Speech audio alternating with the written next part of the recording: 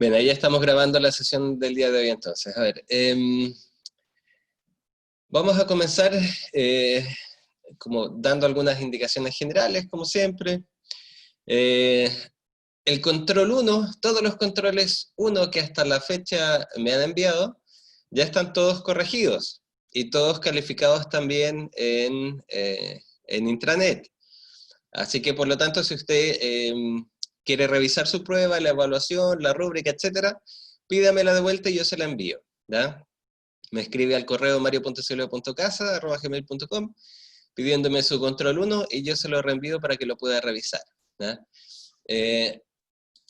Hoy día y mañana yo espero tener revisados también todos los controles 2 que hasta la fecha he recibido. Y en eso quiero acotar algo bien importante en general, ¿ya?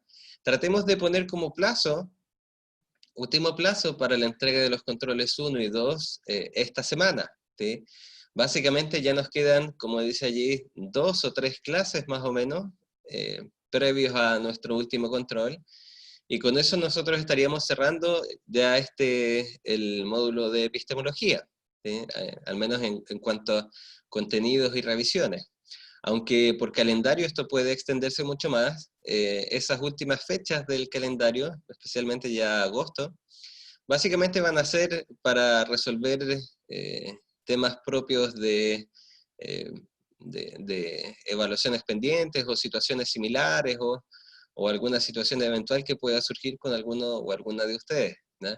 Entonces, tratemos y hagamos el último esfuerzo para enviar el control 2 esta semana a todos aquellos y aquellas que no lo han enviado todavía, para que así yo tenga el tiempo de corregirlo y usted tenga el tiempo también de saber con antelación más o menos qué notas y qué promedio de notas lleva cuando ya tomemos el último control 3, que aproximadamente por allí, yo me imagino va a ser la primera semana de agosto.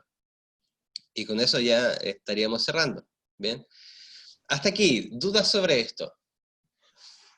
¿O Profe, alguna consulta particular? ¿me escucha, no? Sí, Camilo. Ay, es que justo cuando habló del control 1 y 2, a mí se me cortó y no escuché nada. ¿Podría repetirlo? ¿Dónde Ah, sí, están sí, las Camilo. notas y todo eso? No se preocupe. Básicamente decía que las notas del control 1 ya están todas en intranet, lo puede revisar en la plataforma, ¿sí? Y por lo mismo todos y todas aquellas que me hayan enviado el control 1 pueden escribirme a mi correo pidiendo la corrección de vuelta para revisarlo, ¿ya? Intenté a todos y a todas las evaluaciones colocarle algún tipo de comentario para ir viendo con independencia de la rúbrica en qué cosas uno puede ir mejorando, especialmente porque son en general estos primeros años de carrera. Y lo más importante allí es que hay que tratar de tener el control 2 enviado a más tardar esta semana, ¿sí? Para ir fijando ya sus calificaciones, fijando un promedio final, fijando más o menos una fecha estimada también de cierre de este curso de epistemología, ¿sí? Y por lo mismo decía que quedan más o menos 2 o 3 clases como tal, ¿sí? Y luego tendríamos nuestro control 3, que es el último control. ¿Bien? Entonces la recomendación y el énfasis es, todos aquellos y aquellas que no hayan mandado su control 1 y 2, hágalo esta semana, ¿sí? Para que así todos y todas podamos tener una calificación más o menos concreta y clara al momento de rendir el control que es 3, perdón, que sería el último control que nosotros vamos a tener. ¿Bien? Hasta allí, consultas.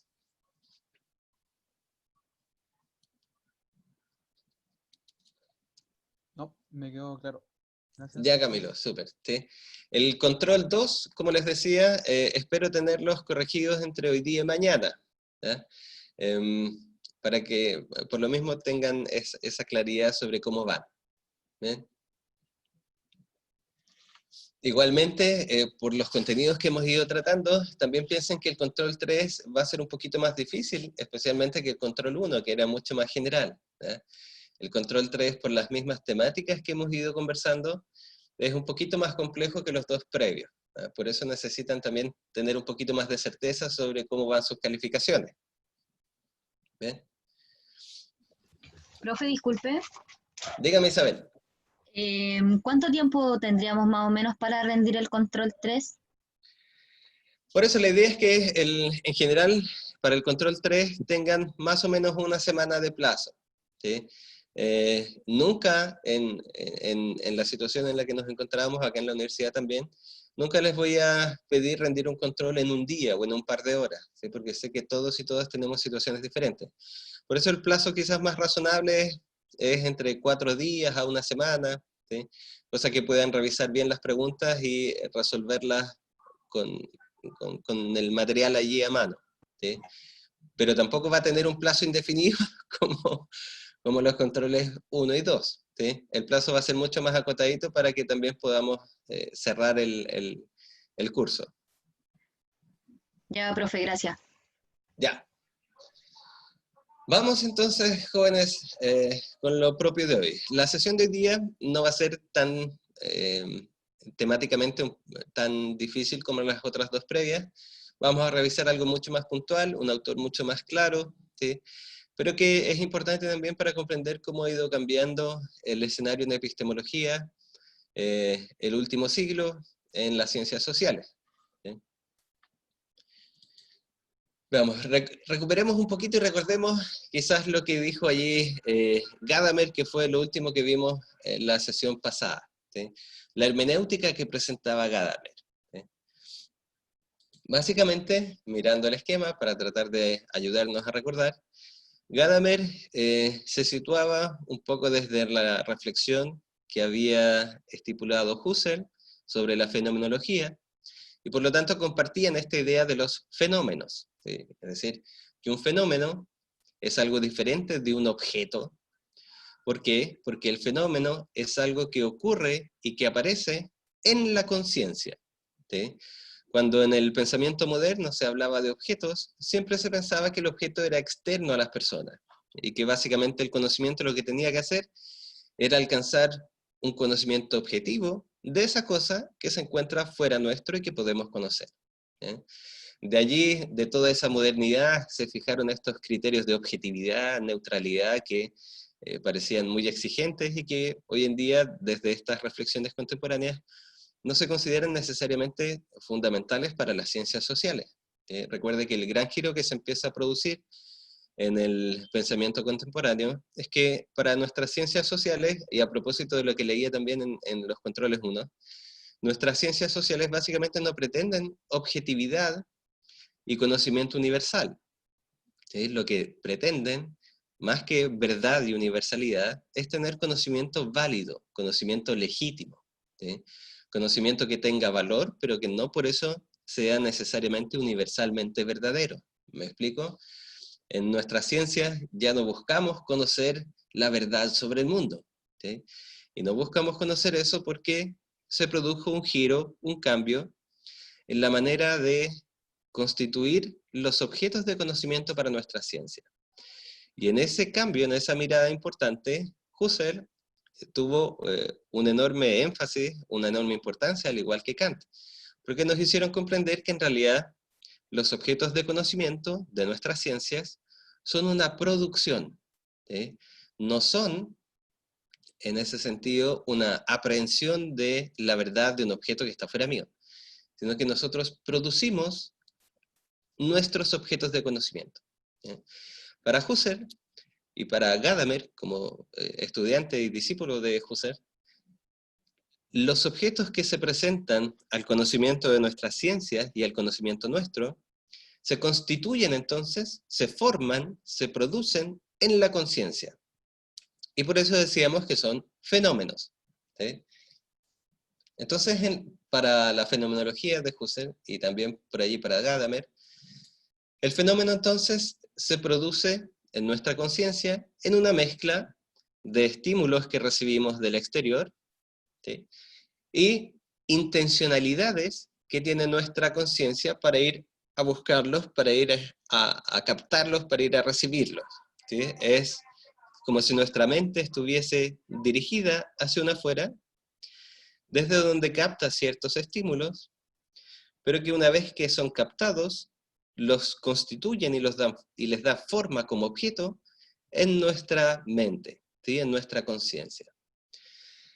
Entonces, tenemos un conjunto de estímulos, ¿sí?, que llegan a mi conciencia, y que al llegar a mi conciencia se mezclan, se organizan, se ordenan. ¿A partir de qué? Va a decir Gadamer. A partir de, primero, un lenguaje, ¿sí? Por ejemplo, yo ahora, no sé si usted lo escucha, afuera de mi departamento, hay alguien que está gritando por megáfono, ¿sí?, hablando por megáfono, ofreciendo sus verduras. Entonces, ese estímulo, ese sonido, ingresa a mi conciencia porque mi conciencia está atenta a ese sonido, está atenta a captar lo que hay fuera mío, ¿sí? Esa es la intención que tiene mi conciencia. Y como está atenta, capta ese sonido, y ahora, diría Gadamer, ese sonido en mi conciencia es ordenado, conformado por un lenguaje. ¿Me explico? Vamos aquí en el esquema, ¿sí? Yo recibí el sonido, ese sonido una vez que es recibido en mi conciencia, ¿sí?, es comprendido a través de un lenguaje. Y yo puedo decir, por ejemplo ahora, que ese sonido es del verdurero, ¿sí?, que está ofreciendo sus verduras. Entonces aquí yo estoy ocupando el lenguaje para dar forma y ordenar aquello que recibió mi conciencia. ¿Hasta aquí vamos bien? Sí, profe. Sí, profe. Muy bien.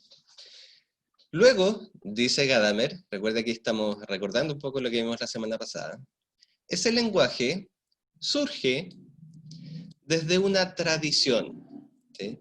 Yo poseo un campo lingüístico, por decirlo así. Usted también posee un campo lingüístico. En ciertos puntos, nuestros campos lingüísticos o horizontes lingüísticos son similares, porque venimos de una tradición similar. Probablemente, quizás, nosotros y nosotras somos chilenos, o pertenecemos a una cultura chilena, y desde allí compartimos ese prejuicio inicial, ¿sí? Recuerde que lo que Gadamer enfatizaba es que el prejuicio no es algo negativo, ¿sí? El prejuicio simplemente es ese punto de partida desde el cual nosotros interpretamos, ¿sí? Yo recibí el estímulo auditivo de afuera, mi conciencia lo trajo ante mí como un fenómeno, ese fenómeno se ordenó, se estructuró a través de un lenguaje que yo poseo porque he recibido una tradición cultural que me ha heredado ese lenguaje. Y gracias a ese lenguaje, yo puedo poseer una interpretación inicial de lo que está pasando. Y digo, el verdurero está ofreciendo sus verduras a través de un megáfono. ¿Se fija? Eso es muy importante para nuestras ciencias, porque significa que todas nuestras ciencias sociales tienen la misma estructura inicial, ¿sí? Cuando decíamos que nuestras ciencias entonces no pretenden ser objetivas, lo que estamos tratando de decir es que todas nuestras ciencias tienen un horizonte cultural, una tradición, desde la cual han dado forma a sus fenómenos y desde la cual generan interpretaciones iniciales, ¿sí? Entonces hasta allí, usted podría decir, bueno, entonces todas las ciencias, al igual que todas las personas, son prejuiciosas porque realizan interpretaciones a partir de prejuicios culturales. Y en eso usted va a tener razón, ¿sí?, en ese sentido. Pero la diferencia entonces es que la ciencia como tal no se queda solamente en la interpretación inicial, ¿sí? A las personas les basta y les sobra con este punto. Hasta aquí llegan las personas, ¿sí? Las personas normalmente les basta con tener una interpretación del mundo y allí se quedan. ¿Pero qué hace la ciencia?, dice Gadamer. La ciencia parte de una interpretación, pero no se queda en ella. Lo que a continuación hace es aclarar, determinar y reflexionar esa interpretación a través del lenguaje que ocupa para comprenderla y abrir nuevamente el fenómeno a otra interpretación, a una reflexión más crítica, a una mirada más crítica. ¿Me explico? Entonces, por ejemplo, supongamos que tengo que soy historiador, ¿sí? Y tengo fuentes primarias donde se expresan relatos de personas del 1800. ¿Sí? La persona que vivía en 1800, entonces, describía el mundo, describía sus fenómenos, ¿sí? A través del lenguaje que había heredado en 1800. Y ese lenguaje culminaba con una redacción, con una interpretación, con un relato, donde la persona cuenta cómo es la vida en 1800. ¿Pero qué hace el historiador? Al historiador no le basta ni hace lo mismo que esa persona. El historiador entonces parte de ese relato de la persona de 1800 y comienza a determinar, aclarar, reflexionar el lenguaje que la persona ocupaba, y a través del lenguaje que la persona ocupa para narrar sus vivencias, y produce una comprensión sobre cómo era la vida de 1800. Pero fíjese bien en esto. Si yo le pregunto, ¿la comprensión que tiene el historiador de la vida de 1800 es el mismo relato y la misma idea que tiene la persona que vivió en 1800? ¿Me expliqué? ¿No es lo mismo, profe? ¿Por qué no sería lo mismo, Isabel? Porque ya si bien tiene la cercanía como de el relato directo, él Sí, igual tiene como otros prejuicios, po, otro horizonte comprensivo que lo hace entender de otra forma tal vez. muy bien. Y a partir de ese horizonte comprensivo que tiene el historiador, ¿sí?, puede remirar, reinterpretar el relato de esa persona para aclarar, por ejemplo, ciertos prejuicios que esa persona no notó que estaban allí. Por ejemplo, una historiadora de esta época va a mirar un relato de 1800 y va a encontrar en ese relato un lenguaje, por ejemplo, patriarcal o machista. La persona que vivía en 1800 no notaba esos prejuicios porque era su prejuicio inicial, su interpretación inicial desde la cual vivía. Pero la diferencia es que la historiadora está produciendo ciencia y por lo tanto su labor es reflexionar sobre esos prejuicios, sacarlos a la luz, mirar cómo operan, ¿sí?, para comprender cómo era esa vida y volver a reinterpretarla, volver a mirarla, ¿sí? Exactamente, Paloma. La interpretación del mundo que va a hacer ese historiador o la historiadora es otra, ¿sí? Pero lo importante para nosotros es que esa interpretación se va a producir aclarando, criticando, reflexionando la interpretación inicial que tenían esos sujetos, ¿sí? Entonces la labor de las ciencias sociales consiste en eso, consiste en avanzar un paso más allá de las personas, ¿sí? Si bien es cierto, todos y todas partimos del mismo punto, porque todos partimos de un prejuicio y una tradición cultural. Las ciencias, para Gadamer, van a ir un paso más allá, porque van a intentar aclarar esos prejuicios, reflexionarlos, mirarlos, ver si los queremos o no los queremos, ver si estamos de acuerdo en que se mantengan esos prejuicios o no. Y a partir de eso, vamos produciendo ciencia, vamos produciendo nuevas interpretaciones del mundo que pueden ser aceptadas y que pueden ser validadas por los demás. ¿Te fijas? Así es como, según Gadamer, va progresando y avanzando la ciencia. ¿Sí? Exactamente, Eugenio. ¿Sí? Muy bien que lo vea. Entonces, ¿por qué no podemos ser objetivos? ¿Sí? Diría alguien de la modernidad. Gadamer le diría, porque, al igual como Eugenio lo ve, siempre el ser humano va a estar sosteniendo interpretaciones a partir de prejuicios. Entonces, si usted se fija, lo que Gadamer propone es un círculo hermenéutico. Siempre vamos a tener prejuicios. Por lo tanto, la labor de la ciencia es una labor constante, si quiere verlo así, eterna, de clarificación de prejuicios para establecer otras interpretaciones que a su vez, como decía Eugenio, se van a basar en otros prejuicios. Pero ¿cuál es la diferencia? ¿O qué podría ser lo interesante? que la ciencia busca que al clarificar prejuicios, generemos interpretaciones válidas, es decir, interpretaciones que las personas quieran aceptar. Y mientras las acepten como válidas, nuestra labor científica continúa sosteniendo los mismos prejuicios.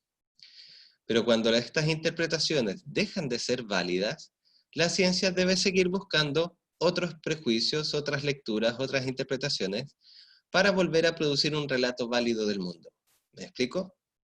Por ejemplo, dígame Camilo. Entonces sería interpretar, después clarificar a través de la ciencia y luego comprender y de ahí dar una interpretación. Muy bien. Y a partir de esa interpretación comienza otra vez otro círculo hermenéutico. Ciclo sin fin. Exactamente, ¿sí? Y al final, eso es lo que Gadamer ve y piensa sobre la ciencia, ¿sí? Llevamos miles de años haciendo ciencia, y uno puede decir, claro, hemos avanzado, pero constantemente, desde la perspectiva de Gadamer, vamos en ciclos de renovación de lecturas, de interpretaciones, que van produciendo interpretaciones más válidas y que se sostienen mientras se sostenga su validez, ¿sí? Hace muchos años atrás, el machismo, por decir cualquier cosa y que es más claro para todos, se sostenía como una práctica válida, ¿sí? Pero tras las distintas reflexiones, tras las distintas clarificaciones de sus perjuicios, ahora no se sostienen. Y por lo tanto, si se fija el último tiempo, ¿sí? Ha habido un montón de desarrollo científico que pretende clarificar los criterios machistas o patriarcales y su operación en la ciencia. Entonces se hace esta reflexión crítica para producir una nueva forma de hacer historia no machista, una nueva forma de hacer filosofía no machista o desde una perspectiva de género. Y así sucesivamente. ¿Te fijas? Entonces, esa es más o menos la propuesta de Gadamer, como nosotros la queríamos presentar, ¿sí? Gadamer es enormemente más complejo de lo que les he presentado, pero a grosso modo, esa es más o menos su eje nuclear y central, ¿sí? Nos movemos entre interpretaciones, ganando una comprensión sobre ellas, para luego producir otra interpretación, ¿sí? Hasta allí, dudas sobre Gadamer que puedan quedar.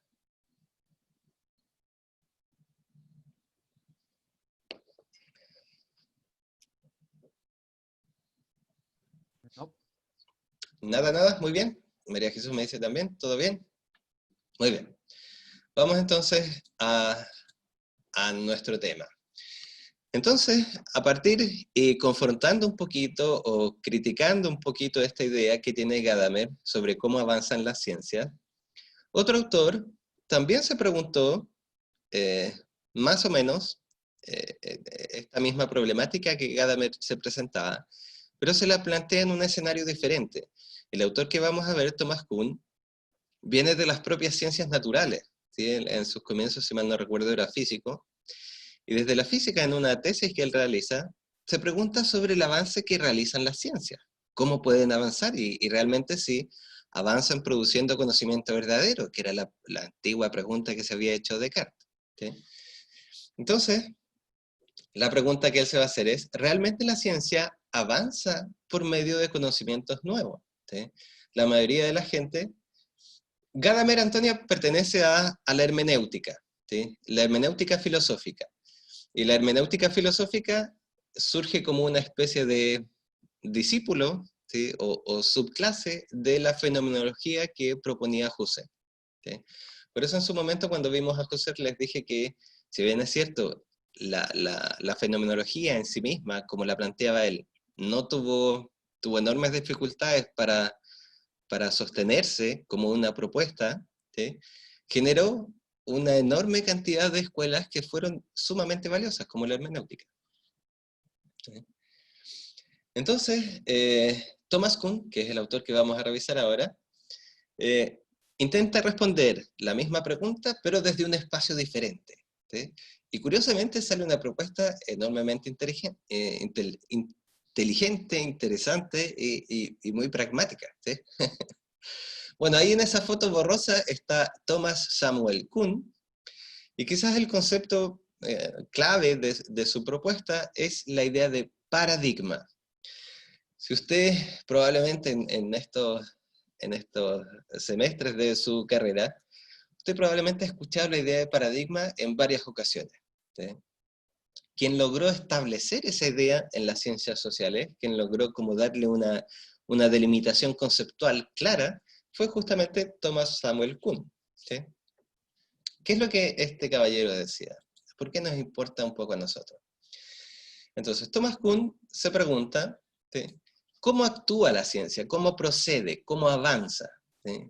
¿Cómo es que realmente va avanzando? Si llevamos, no sé, más de 2000 años de desarrollo científico, ¿cómo hemos ido avanzando? ¿Avanzamos porque descubrimos nuevas cosas? ¿Avanzamos porque ganamos conocimiento verdadero? ¿Y así vamos una y otra vez mejorando?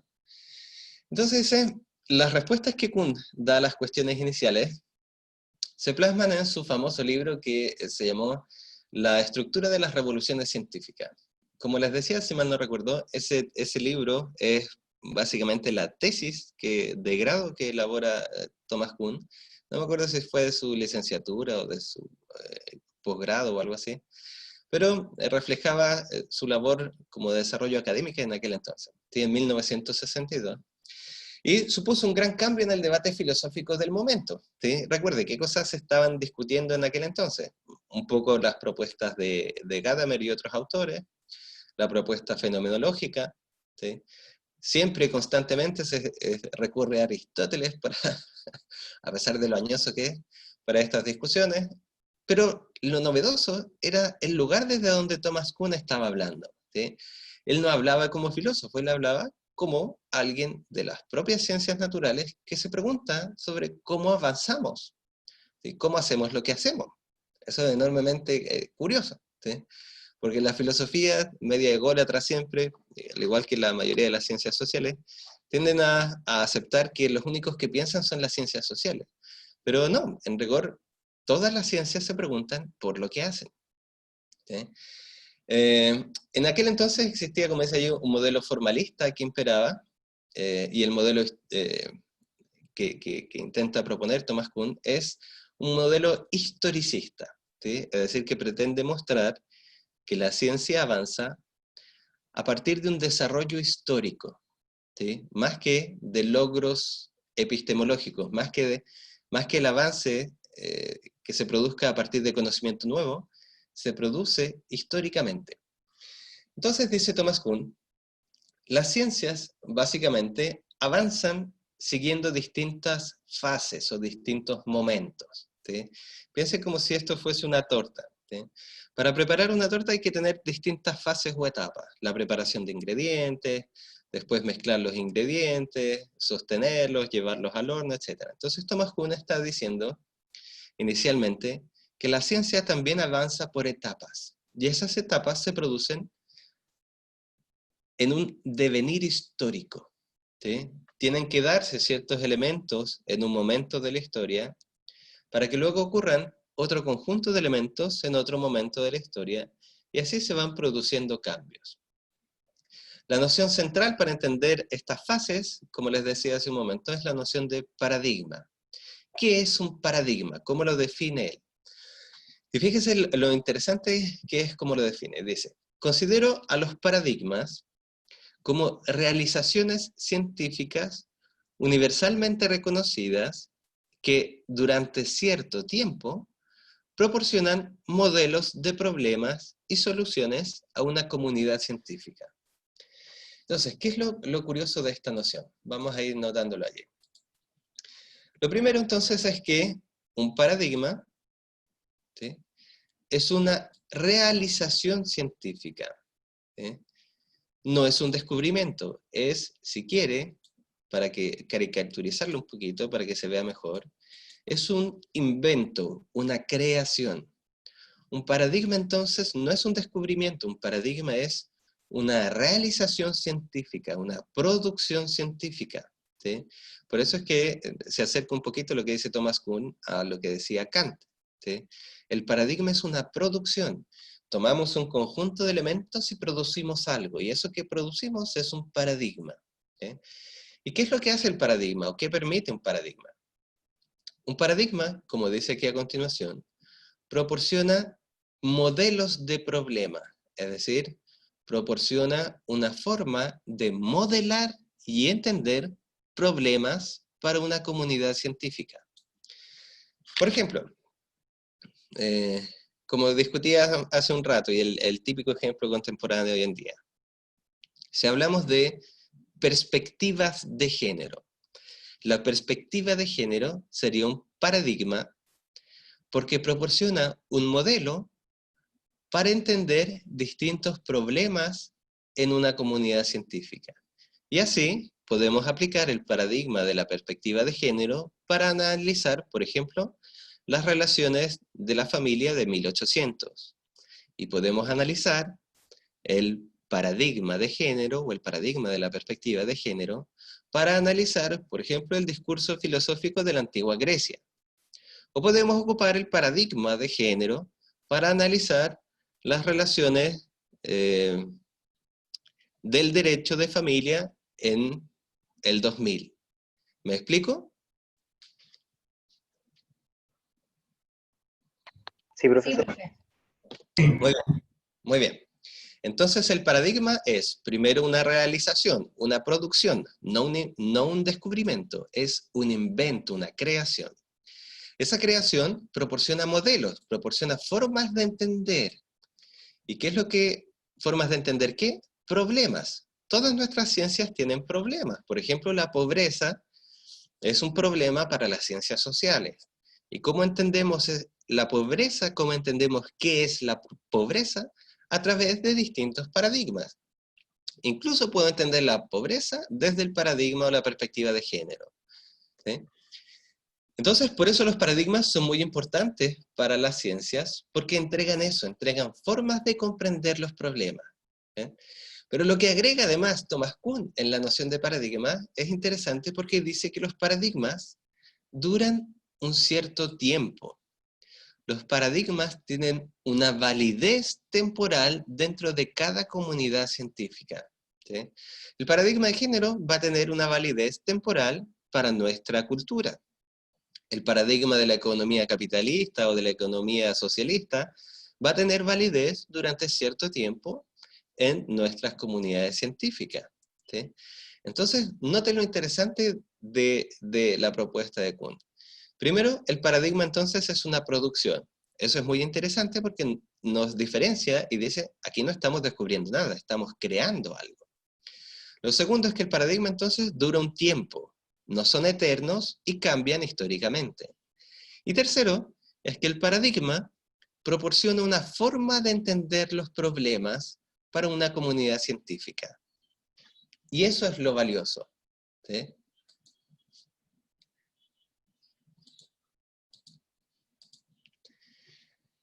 Thomas Kuhn entonces, a partir de esa idea de paradigma, dice que las ciencias avanzan en un proceso histórico. Los paradigmas se van constituyendo históricamente. ¿Sí? No es que de pronto se produzcan en un momento, no es que en un año, ¡pum!, se produjo un paradigma, no. Son el resultado de distintos elementos que se fueron dando históricamente. ¿Sí? El primer momento es el momento que él llama preparadigmático o precientífico. Por ejemplo, el típico caso que se muestra aquí para entenderlo era la diferencia que se produjo entre el paradigma que entendía que la Tierra era el centro del universo y el paradigma posterior que entendió que en realidad la Tierra giraba en torno al Sol y que no era el centro del universo. Entonces, el momento preparadigmático, en ese caso sería el momento histórico en el que está primando el paradigma o la teoría, ¿sí? No me acuerdo el nombre, es teocéntrico, si mal no recuerdo, ¿sí? Que dice que la Tierra es el centro de todo. Durante ese momento teocéntrico, por decirlo así, toda la producción de los científicos se abocaba a desarrollar esa teoría. ¿Sí? Ponían ejemplos sobre cómo y a partir de qué cosas nosotros podíamos corroborar que en realidad la Tierra es el centro del universo. y sacan paper, escriben artículos, ¿sí? Muestran ejemplos. Eso es lo que Thomas Kuhn llama la ciencia normal. La ciencia normal es el trabajo que se realiza, ¿sí? Para profundizar un paradigma y para instalarlo, ¿sí? Si usted se fija, por ejemplo, incluso esta labor, las clases, son un ejemplo de ciencia normal, ¿sí? A ustedes se les está enseñando y transmitiendo paradigmas que están más o menos aceptados. Y se les transmiten para que ustedes cuando ejerzan ocupando esos paradigmas, ¿sí? ¿Hasta aquí vamos bien? Sí, profe. Muy bien. Vayan pensando en sus propias profesiones sobre cómo esto se ve, ¿sí? En sus profesiones hoy en día hay un montón de paradigmas que están establecidos, que están dominantes, que son allí el centro de todo. Por ejemplo, el típico paradigma dominante hoy en día es el discurso de los derechos humanos, ¿sí? Es un paradigma dominante en la ética, en todas nuestras profesiones, y desde allí se desarrolla ciencia normal, ¿sí? Tenemos abogados que ejercen desde una perspectiva de derechos humanos y que buscan establecer prácticas que impongan los derechos humanos, que se validen, ¿sí? Tenemos reflexiones sobre la pobreza que tratan de enfocarse desde una perspectiva de derechos humanos y por lo tanto hay muchas instituciones que operan desde allí, ¿sí? Que exigen al gobierno ciertas prácticas para favorecer el respeto de los derechos humanos, ¿sí? Etc. ¿Qué ocurre? Dice luego Thomas Kuhn. Las ciencias normales, cada vez que van desarrollando su labor a lo largo de los años, van encontrando pequeños problemas, ¿sí? Pequeños elementos que no logran incorporar dentro del paradigma, es decir, que no logran ser resueltos dentro del paradigma, ¿sí? Esos pequeños elementos van quedando, por decirlo así, como pequeñas piedras en el camino, ¿sí? Que van dejando su marca, pero que van quedando allí, se van acumulando, ¿sí?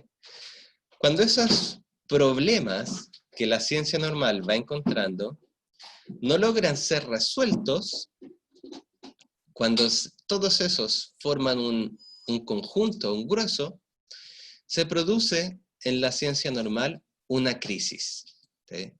Si volvemos al ejemplo que dábamos sobre estas teorías que trataban de mostrar que la Tierra era el centro del universo, la ciencia normal en aquel entonces fue encontrando pequeños escollos para explicarla en todos los ámbitos, ¿sí?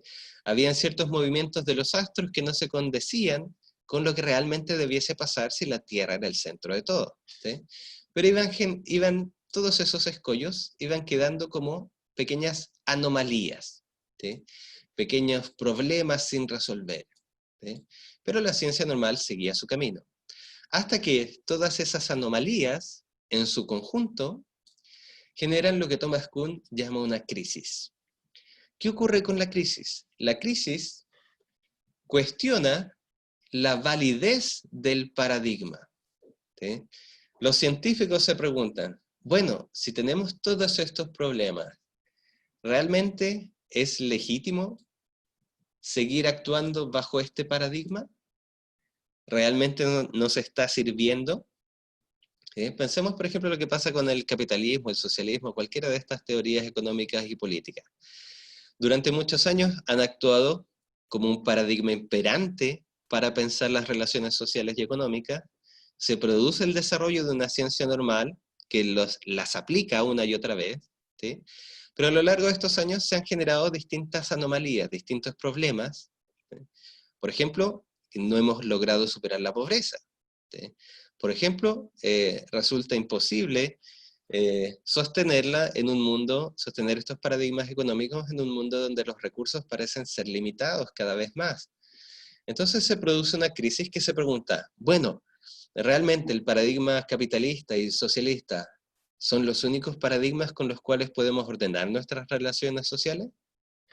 Ese es el momento que Thomas Kuhn llama de crisis, ¿sí? Y esa crisis produce una revolución. La revolución, para Thomas Kuhn, y esto es muy importante que lo retengan, la revolución implica un cambio de paradigma. No un avance en el propio paradigma, sino un cambio. yo dejo este paradigma y paso a otro paradigma. ¿Sí?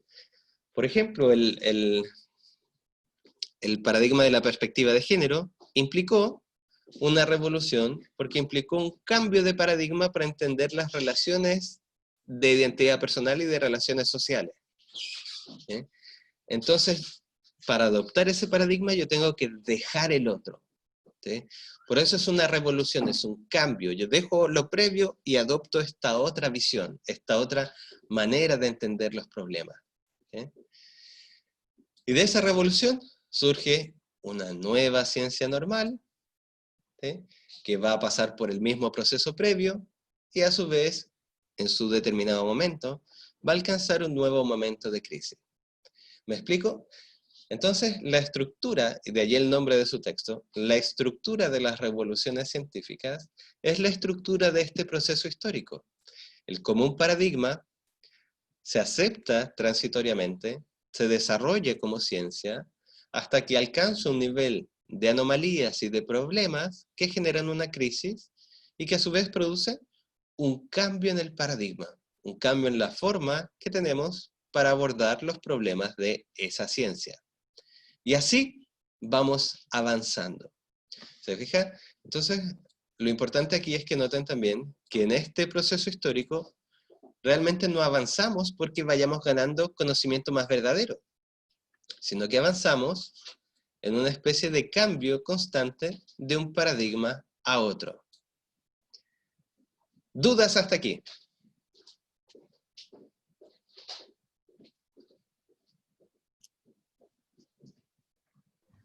Yo no tengo ni una, profe.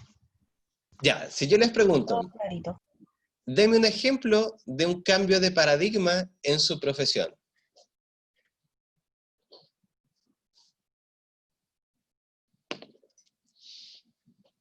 Es una pregunta más difícil, es de aplicación. Por ejemplo, piensen en los ramos de primer semestre y piensen en los ramos de introducción a sus carreras.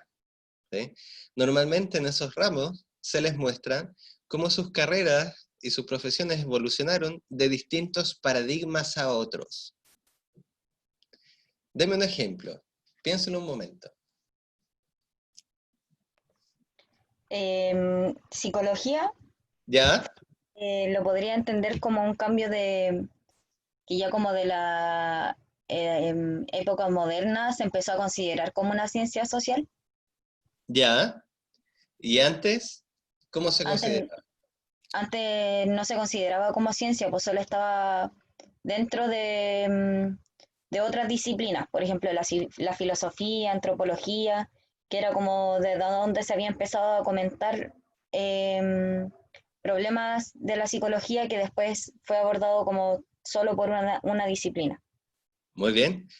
También, por ejemplo, a ver, lo que yo recuerdo, desde el trabajo social, hay un momento en que el trabajo social es entendido asistencialistamente, es decir, que la labor del trabajador o la trabajadora social consiste en entregar asistencia y ayuda a otros, ¿sí?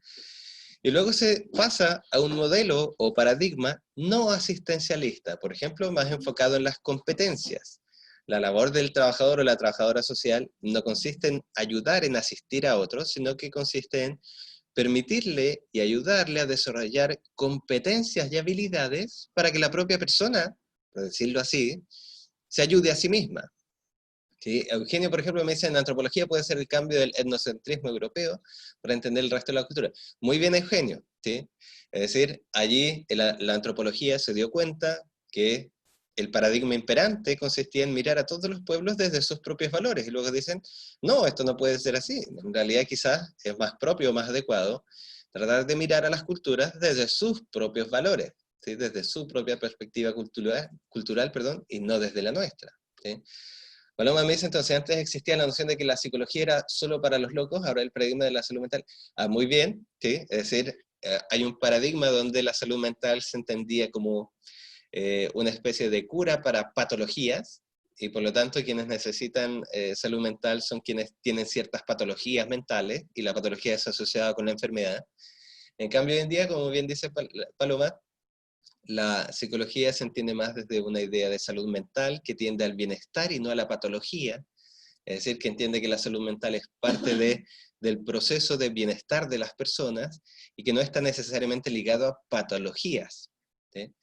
Todos esos, muy bien, son cambios de paradigma que según Thomas Kuhn se han dado en un desarrollo histórico que ha pasado por momentos de ciencia normal, donde se trabaja y se trabaja y se trabaja desde esos paradigmas, momentos de crisis, donde tomamos un montón de anomalías que se han ido produciendo y decimos, mire, en realidad tenemos todo este conjunto de problemas que no hemos podido resolver. ¿Sí? Y se produce entonces una revolución que dice, para resolver esos problemas entonces hay que cambiar el modelo, cambiar el paradigma a través del cual resolvemos los problemas en nuestra ciencia. Y nuevamente se continúa con una ciencia normal. Ahora, ¿qué además es lo curioso de acá? Thomas Kuhn entonces, y eso es lo que muchas personas también comienzan a criticar, si se fija, yo podría preguntarle, entonces, ¿la ciencia realmente avanza?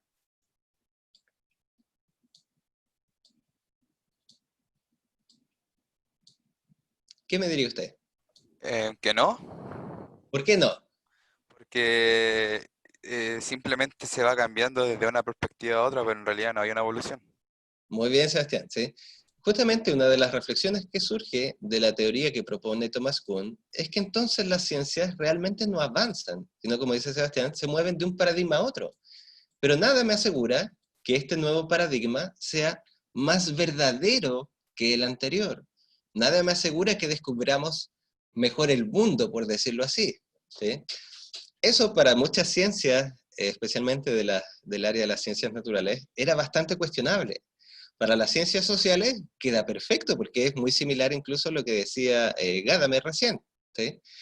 Pero para las ciencias naturales era sumamente problemático, porque entonces me estaba diciendo que en realidad no estamos aprendiendo nada del mundo. ¿Sí? Por eso la idea de Thomas Kuhn, si vale la palabra, fue bastante revolucionaria. ¿Sí? Porque, porque cuestionaba mucho de lo que hasta ahora se consideraba inamovible, especialmente en el espacio de las ciencias naturales. ¿Sí? Entonces el paradigma, volvamos a mirarlo, es este conjunto de realizaciones que son universalmente reconocidas, pero fíjese ahí en la palabra, universalmente reconocidas quiere decir validadas temporalmente, ¿sí? Que durante cierto tiempo todas nuestras comunidades científicas aceptan, por ejemplo ahora el paradigma de los derechos humanos, el paradigma de la perspectiva de género, son realizaciones científicas universalmente reconocidas, en teoría, hasta por allí nomás, ¿sí? Porque, por ejemplo, el paradigma de género no necesariamente es reconocido en países, en los países islámicos o en los países donde construyen su cultura a partir de ciertos valores religiosos inamovibles. Entonces, desde allí, no es que sean universales, ¿sí? Pero se entiende que universalmente reconocidos en el sentido que la mayoría de las comunidades los aceptan. Que durante cierto tiempo proporcionan entonces estos modelos y soluciones a una comunidad científica. Ejemplos del mundo de las ciencias naturales: la mecánica de Newton, la química de Lavoisier. ¿Sí? Existen muchos ejemplos de cómo se ha ido cambiando en las ciencias naturales, incluso de paradigmas, el darwinismo, ¿sí? El creacionismo, etc. Ciencia normal, si lo podemos definir, quizás podríamos definirlo de esa forma, dice, proporciona a los científicos la oportunidad de desarrollar los detalles de una teoría. ¿Sí? De nuevo, vuelva siempre a los ejemplos. La perspectiva de género ha permitido un montón de desarrollo científico donde en cada rama de nuestras ciencias sociales usted ve cómo ese paradigma se va detallando, se va desarrollando en profundidad, se va especificando, ¿sí? y en eso constituye la ciencia normal. ¿Sí? Es el consenso de un paradigma, se hace más preciso y mejor articulado. ¿Sí? La investigación normal, como decíamos en el esquema anterior, va produciendo, sin embargo, y curiosamente al mismo tiempo, ciertas anomalías. Hay ciertos fenómenos que no logran ser explicados del todo con el paradigma. El paradigma de la perspectiva de género no logra explicar un montón de elementos en el desarrollo, por ejemplo, las desigualdades sociales. ¿Sí? Y así se va profundizando y van surgiendo nuevas teorías, pero también va quedando el problema. ¿Sí?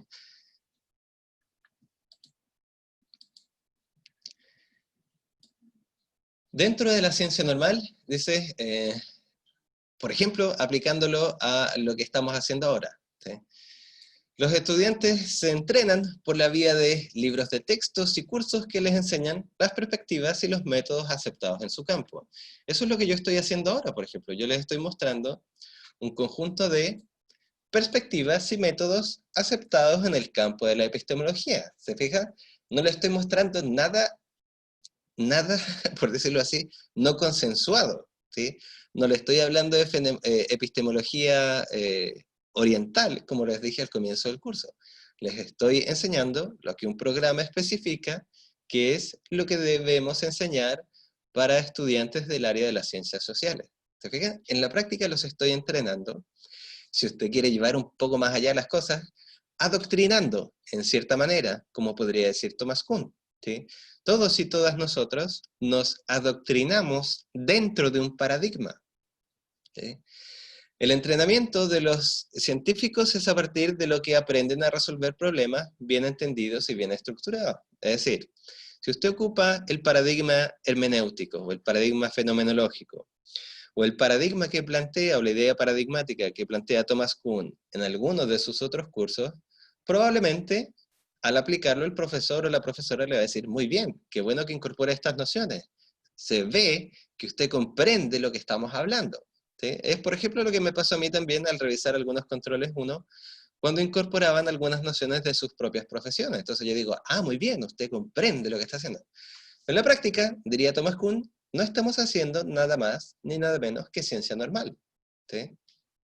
Nos estamos, por decirlo así, congeniando y felicitándonos unos a los otros y unas a las otras porque estamos dentro de un paradigma y nos entendemos, ¿sí? La ciencia entonces progresa de esa forma acumulativa por el empleo sistemático de teorías y métodos paradigmáticos. Es decir, dentro de un paradigma nosotros vamos acumulando conocimiento, ¿sí? Y lo vamos desarrollando y vamos acumulando más conocimiento, que nos permite, como dice allí, resolver los problemas, pero resolverlos en los términos del paradigma, ¿sí? Fíjese que eso es muy importante, ¿eh? Nosotros resolvemos problemas, pero los resolvemos en los términos que el paradigma nos permite, ¿sí? Si quiere volver a Kant, ¿qué es lo que decía Kant? Nosotros producimos un mundo a partir de las estructuras que tenemos para verlo. Y acá Thomas Kuhn está diciendo lo mismo. Nosotros resolvemos problemas, pero dentro de las opciones que nos da el paradigma para resolverlo. ¿Me explico? Eso es muy, muy importante, ¿sí? Y en ese sentido, cuando uno no logra explicar algo, en general las personas tienden a decir que no comprendemos bien la teoría, que quizás hay que elaborarla un poco más, ¿sí? Pero en general, dentro de una ciencia normal, las fallas no tienden a aceptarse rápidamente como problemas del paradigma, como una incapacidad del paradigma, ¿sí? Tienden a aceptarse más bien como incapacidad para resolver por parte del profesional el problema. ¿Me explico?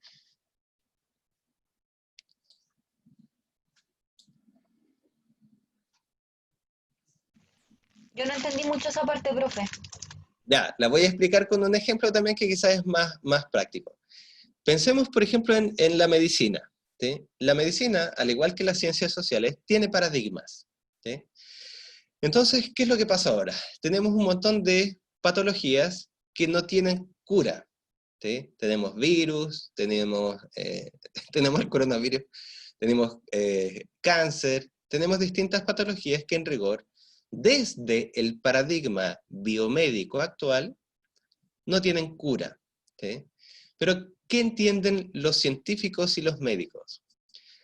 No aceptan que hay un problema de paradigma. Simplemente dicen, no los podemos resolver porque todavía nos falta desarrollar más nuestras teorías. Entonces se sigue haciendo investigación. Pero ¿qué podría decir alguien que viene de un paradigma diferente? Pensemos a alguien que viene de un paradigma oriental, biomédico oriental. Va a decir, eso que usted está haciendo no se resuelve de esa manera y nunca lo va a resolver así. Porque esto tiene que ver con otra forma de entender la salud, ¿sí? Con una forma diferente de entender la salud. Entonces, eso es lo que está tratando de mostrar Thomas Kuhn. En rigor, cuando uno trabaja desde un paradigma, es ciego a las falencias del paradigma. ¿Me explico? soy incapaz de ver los límites de mi paradigma y por lo tanto yo pienso que todo puede ser resuelto desde allí. Pero lo que Thomas Kuhn está diciendo es que hay fallas en rigor y problemas que nunca se van a poder resolver dentro de un paradigma. ¿Sí? Y cuando realmente la comunidad toma conciencia de eso, entonces ese problema se transforma en una anomalía que lleva a un cambio de paradigma. ¿Me expliqué ahí un poco más? Isabel, ¿se comprendió ahí un poco más? Sí, profe, gracias. Ya. Entonces, eso también es muy importante dentro de lo que dice Kuhn, ¿sí? Nosotros como cientistas sociales vamos a hacer todos los esfuerzos posibles por resolver los problemas dentro de los paradigmas que nos han enseñado y que hemos aceptado y que hemos recibido, ¿sí? Pero hay que ser muy conscientes que va a haber problemas que nunca vamos a poder resolver desde los paradigmas que hoy en día tenemos, ¿sí? Y solamente van a poder ser abordados de manera diferente cuando se produzca un cambio en el paradigma imperante. ¿Sí? Entonces, en parte eso también enseña, fíjese que quizás esa es un poco la tónica de toda esta epistemología contemporánea. Eso enseña constantemente la humildad que tienen que tener los cientistas sociales, ¿sí? Nuestros conocimientos no son todopoderosos, no son necesariamente abarcadores de todo, y va a haber muchos fenómenos que no vamos a poder resolver, ¿sí? Y hay que ser consciente que eso es un límite a nuestro propio conocimiento como cientistas sociales, ¿sí? Entonces, ¿cómo se produce el progreso? Para Thomas Kuhn, el progreso solo se produce en rigor en las fases de la ciencia normal, es decir, progreso como tal solamente existe dentro de un paradigma y en el desarrollo de ese paradigma, ¿sí? Pero no se puede hablar de progreso entre paradigmas, ¿sí? Como decía allí, no se puede hablar de un progreso continuado desde la época de los griegos hasta la actualidad, porque las revoluciones científicas no son sino rupturas de esa continuidad. Cada revolución marca un nuevo comienzo. Como decía Sebastián hace un rato también, entonces esto es lo que, de alguna manera, para muchos cientistas del área natural y del área también de las ciencias sociales, generó como resquemor, ¿sí? Porque lo que Thomas Kuhn está diciendo es que en rigor, históricamente, desde los orígenes hasta ahora, nosotros no hemos avanzado. Solamente nos hemos movido de un paradigma a otro, ¿sí? Y eso, y eso puede sonar terrible, ¿sí? E incluso contra el sentido común, porque alguien en la calle podría decirle, ay, pero ¿cómo me está diciendo? Sí, ¿cómo me dice eso? Si basta ver, por ejemplo, la salud. Y usted ve cómo las personas se mejoran frente a enfermedades que antes no tenían forma de ser mejoradas o curadas. Un economista va a decir, ay, pero ¿cómo está diciendo esto? Si usted se fija, el sistema económico nos ha permitido grandes avances que antes no existían. Entonces Thomas Kuhn le va a decir, bien, muy bien, puede que tenga razón, pero lo que el avance se produce no es entre paradigmas, sino dentro de cada paradigma, ¿sí? Si pensamos, por ejemplo, el tiempo que ha tenido el paradigma capitalista para desarrollarse, Thomas Kuhn diría, sí, si usted lo ve, todo ese tiempo que ha estado instalado el paradigma capitalista como una ciencia normal, ha tenido enormes desarrollos, ¿sí? Pero eso no significa que en términos económicos hayamos mejorado y progresado a lo largo de la historia, ¿sí? Eso es lo curioso de lo que dice Thomas Kuhn, y no sé, lo valiente para decir algo así también, ¿sí? Porque se fija que suena muy fuerte si uno lo dice de esa forma, que en realidad no ha habido avance histórico, ¿sí? Solamente avances dentro de cada paradigma, ¿sí? Entonces, la palabra clave para explicar eso que ocupa Thomas Kuhn es la palabra de inconmensurabilidad, ¿sí? Y de hecho, si usted busca después Thomas Kuhn, es parte también de los conceptos que más se les criticó y que por allí, después con el tiempo, Thomas Kuhn fue flexibilizando un poquito. La inconmensurabilidad, como dice allí en la filosofía de la ciencia, es la imposibilidad de la comparación de dos teorías cuando no hay un lenguaje teórico común.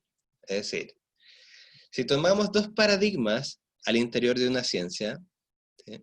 Lo que Thomas Kuhn está diciendo es que la calidad de esos dos paradigmas, por decirlo así, no puede ser comparada entre sí si es que no hay ningún lenguaje teórico común que sirva de puente, ¿sí? Es decir, si yo tengo una perspectiva de género, por una parte, y tengo otro paradigma antiguo para mirar las relaciones de familia, no las puedo comparar, no puedo decir que una es mejor que otra, porque no tienen un lenguaje común, porque son formas diferentes de mirar los fenómenos, ¿sí? No sé si me explico bien con eso de inconmensurabilidad.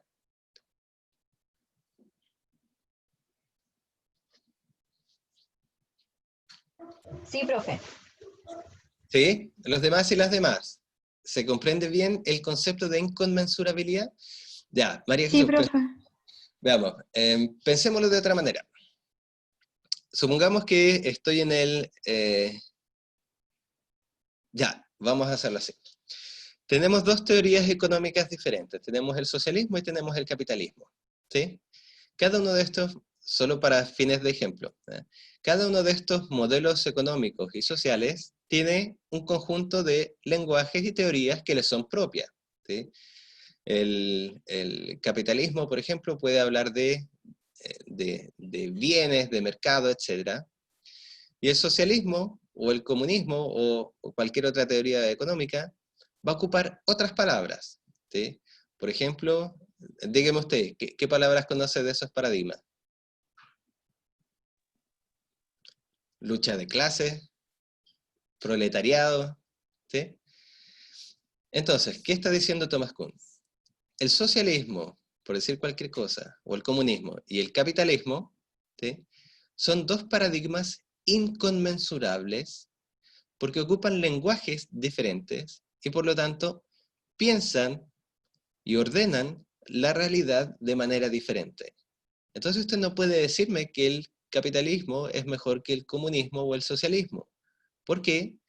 Porque son paradigmas diferentes que no tienen puentes entre ellos, que no tienen una teoría común. Son tan radicalmente diferentes que nunca se pueden medir entre sí. Yo no puedo decir que uno es mejor que el otro. ¿Me explico? Sí, profe. Profe, Sí, sería como dígame. dar un ejemplo súper común, así como comparar, no sé, el fútbol con el tenis. Muy bien, o peras con manzanas, ¿sí? La típica frase. No se puede comparar peras con manzanas. ¿Por qué? Porque claro, son diferentes, ¿sí? Entonces, eso es lo enormemente curioso de la propuesta de Thomas Kuhn, porque está diciendo que en nuestras ciencias, piensen cada una de sus ciencias, los paradigmas diferentes que han existido no se pueden comparar entre sí porque han usado lenguajes diferentes para concebir la realidad. Y por lo tanto no podemos decir que uno es mejor que el otro, ¿sí? El mismo ejemplo que les daba antes, por ejemplo, en trabajo social.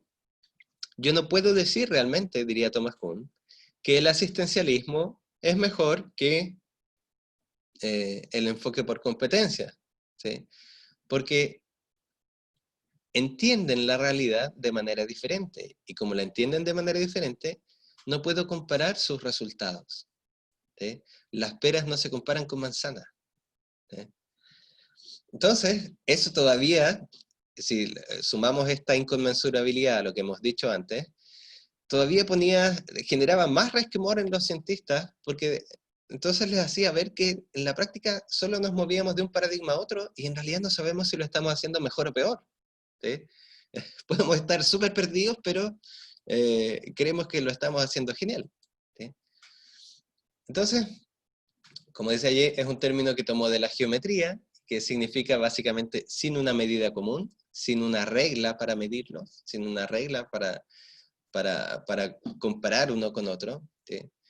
Por ejemplo, a ver, no sé, ¿qué podría decir uno? A ver, ¿puedo comparar la paternidad con la maternidad?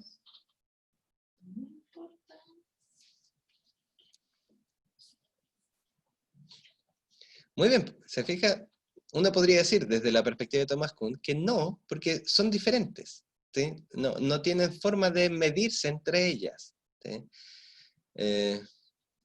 Decir de dos teorías que son inconmensurables, en el fondo, es afirmar que son intraducibles, ¿sí?, una a otra, que no habría un lenguaje neutral ni de otro tipo al que ambas pudiesen traducirse sin resto o pérdida en su significado, es decir, sin dejar de ser lo que son.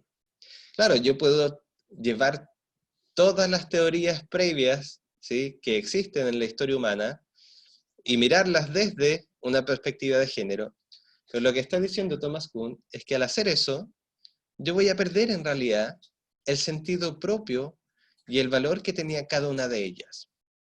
Claro, yo puedo mirar el comunismo desde el capitalismo, pero ¿qué está diciendo Thomas Kuhn? Que cuando usted hace eso, en realidad está perdiendo algo del comunismo cuando lo ve así. Y viceversa también. Yo puedo mirar al capitalismo desde el comunismo y Thomas Kuhn le va a decir, sí, puede hacerlo. Pero al hacerlo, usted está perdiendo la esencia del capitalismo tal cual como él se concibe a sí mismo, ¿sí? Entonces, como esa inconmensurabilidad entre paradigmas generó enorme discusión, sigue generando enorme discusión, ¿sí? Ha generado distintas especificaciones, ¿sí? Tratemos de precisar en qué consiste esta inconmensurabilidad, ¿sí?, qué es lo que realmente no se puede medir. Y tenemos tres precisiones que se pueden hacer allí, ¿sí? La inconmensurabilidad de las normas y los métodos, básicamente los paradigmas rivales, como dice allí, dos paradigmas que se enfrentan por hacerse cargo en una ciencia, no están de acuerdo sobre qué constituye un problema auténtico, ni sobre el tipo de soluciones legítimas. Tampoco están de acuerdo sobre las propiedades que deben poseer una teoría científica para ser aceptada. Pensemos, por ejemplo, ahora en la discusión que existía sobre el retiro de los fondos de la clase media, etcétera, de la AFP, ¿sí? Allí, lo que usted ve, según Thomas Kuhn, podríamos decir, ¿sí?, es cómo esta inconmensurabilidad entre las normas y los métodos de cada paradigma se enfrentan, ¿sí? Para algunos paradigmas, por ejemplo, el retiro de los fondos de pensión de las personas implica un daño futuro para sus pensiones, y eso lo justifican desde el propio paradigma económico que están mirando, ¿sí?, desde el cual se están planteando. Los otros contrincantes, por decirlo así, de paradigmas diferentes, no logran ver la situación de la misma forma, porque están leyendo y enfrentando la situación de un paradigma diferente. Por ejemplo, desde un paradigma donde la libertad de las personas es más importante y la autonomía en relación a sus bienes resulta más valiosa que cualquier otra cosa.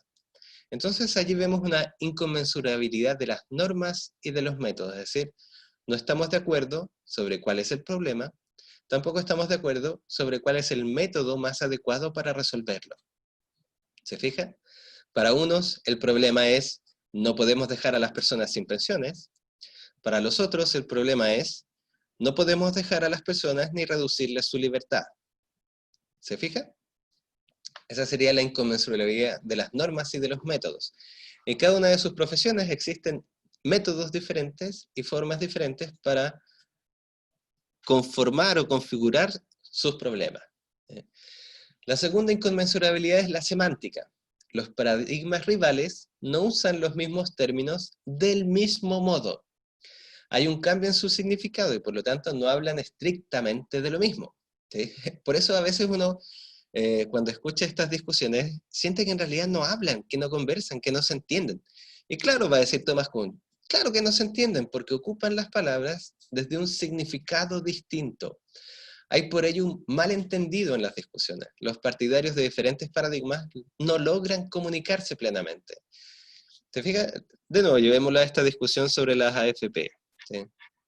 Para esas personas que enfrentan paradigmas diferentes, ¿sí?, el uso de las palabras que parecen comunes tiene significados diferentes, ¿sí? Pensión para algunos significa algo y para otros otra cosa. Por ejemplo, la pensión para algunos enfatiza una especie de logro por el esfuerzo de años de trabajo.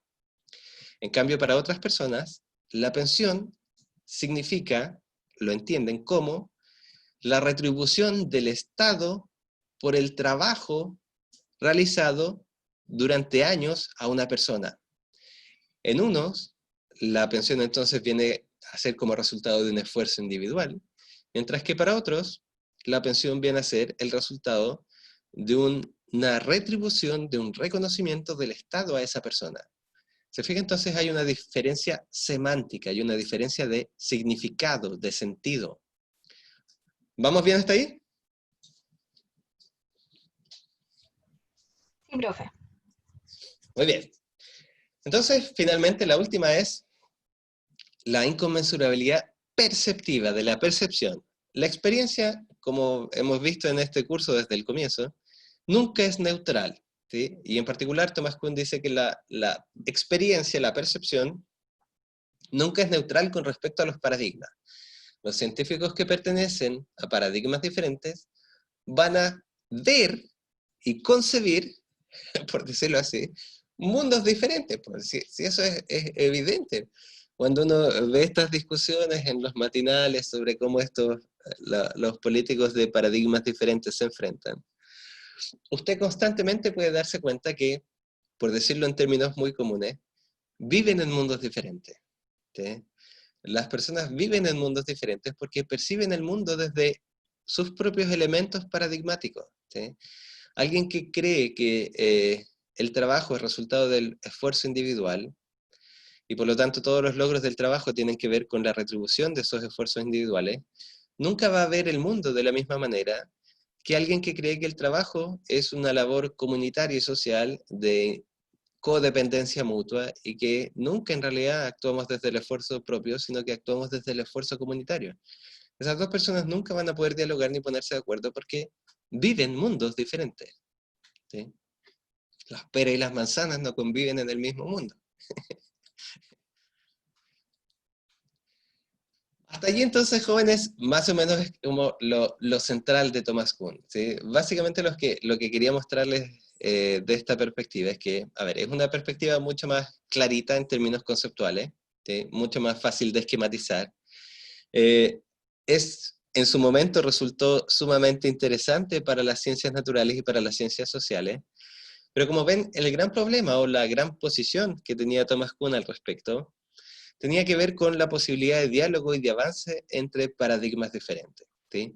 Allí usted tiene que reflexionar y mirar su propio ejercicio profesional y ver si realmente usted cree que su profesión ha ido avanzando a lo largo del tiempo en una especie de mejor comprensión de sus problemas, o simplemente, como dice Thomas Kuhn, se ha movido de un paradigma a otro, ¿sí? Si vemos problemas transversales para las ciencias sociales como la pobreza, podemos preguntarnos si realmente la pobreza la hemos resuelto, ¿sí? La hemos resuelto desde a lo largo de la historia y vamos progresando para finalmente erradicar la pobreza, o simplemente nos hemos movido en formas diferentes de entenderla y en formas diferentes de abordarla, pero en realidad no hemos avanzado nada, sino que hemos saltado de un paradigma a otro todo este tiempo, ¿sí? Piensa, por ejemplo, en psicología sobre la mente humana. ¿Realmente hemos avanzado a lo largo de los años? ¿Hemos ido progresando? ¿O simplemente hemos ido saltando de un modelo a otro diferente de entender la mente humana? ¿Sí? Ese es como, lo que podríamos decantar de la discusión con Thomas Kuhn, ¿sí? Hasta aquí, ¿dudas o consultas?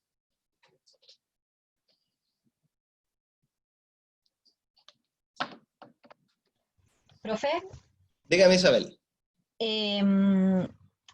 más adelante igual hubieron otras teorías que así como que se contraponían con lo que propone Kuhn con Claro, respecto sí, a la comparación de paradigmas que no se pueden comparar y que no había una evolución real en la ciencia.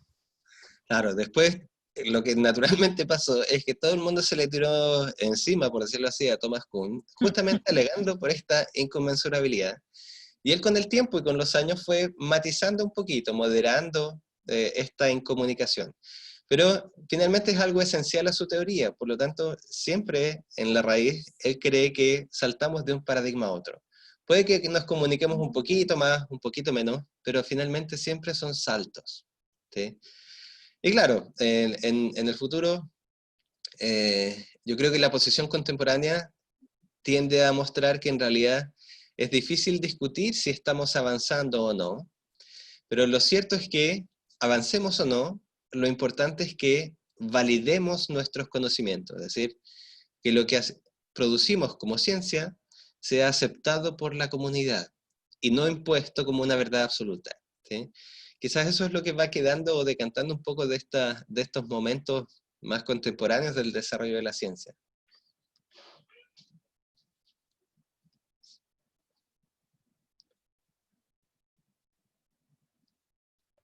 Profe, ¿y otra consulta? Dígame. También hay paradigmas que se puede, o sea, a ver, algunas normas de de comunidades en específico se pueden considerar como paradigmas. Sí, claro. De hecho, por ejemplo, si pensamos en antropología o algo así, Thomas Kuhn podría decir que cada cultura en rigor, porque el paradigma es un conjunto de creencias y convicciones también, cada cultura en rigor también representa su propio paradigma. Por eso es que realmente, como decía hace un rato atrás, por eso es que distintas culturas en rigor no necesariamente pueden conversar entre ellas. ¿Sí? A propósito de lo que decía Eugenio. Distintas culturas no necesariamente pueden dialogar y por lo tanto nos encontramos en un problema enorme. ¿Sí? Por ejemplo, para un antropólogo. Si yo nací en una cultura diferente, ¿cómo puedo pretender entender una cultura que siempre fue ajena a mí? ¿Sí? Si mi cultura es de una persona de la región metropolitana, ¿cómo pretendo entender y acercarme a la cultura de la isla Rapa Nui? ¿Sí? Nunca voy a poder posicionarme en el paradigma Rapa Nui. Voy a estar siempre como intentando acercarme, pero nunca voy a llegar. ¿Sí? Entonces, desde ahí, claro, para mirar los paradigmas como, mirar la cultura como paradigmas diferentes, también resulta interesante desde la perspectiva de Thomas Kuhn.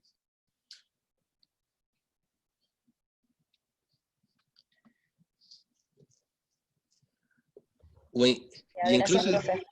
no se preocupe, incluso Isabel quizás uno podría llevándolo al extremo ya, y quizás pensando en la psicología, que cada persona también en cierto punto, pero al extremo, puede ser su propio paradigma. ¿Sí? Pero ahí ya caemos en un relativismo salvaje como el de los primeros, de los sofistas. ¿Bien? Bien, jóvenes, entonces, si no hay más dudas o consultas, por hoy día los vamos a dejar hasta acá, ¿ya? Les vuelvo a recordar y enfatizar lo que decía al comienzo, ¿ya? Demos esta semana, ¿sí? Como plazo para las entregas de los controles 1 y 2. Todos los controles 1 ya están corregidos, los controles 2 espero corregirlos entre hoy día y mañana, para así, ya la próxima semana, tener sumamente claro el horizonte de calificaciones y evaluaciones, para abordar nuestro último control, que es el 3, y con el cual cerraríamos ya el curso. ¿Bien? Ya, profe, muchas gracias. Muchas gracias a ustedes. Profe, Dígame, ¿cómo Camilo. le envío el control para que me dé La la retroalimentación, evaluación? simplemente escríbame un correo y dígame, profe, me manda mi prueba corregida, por favor. Listo, yo se la reenvío. Ya, bueno, gracias, profe. Ya, súper. Muchas gracias, como siempre, jóvenes, por participar. ¿Sí? Cuídense. Y si Dios quiere, nos vemos la próxima semana. Chao, profe, que esté bien. Gracias. Chao, Gracias, profe, que profe. esté bien. Igual a ustedes, Buena cuídense semana. mucho. Cuídense mucho. Chao, profe. Adiós, cuídense mucho. Chao, profe. Cuídense mucho, que descansen.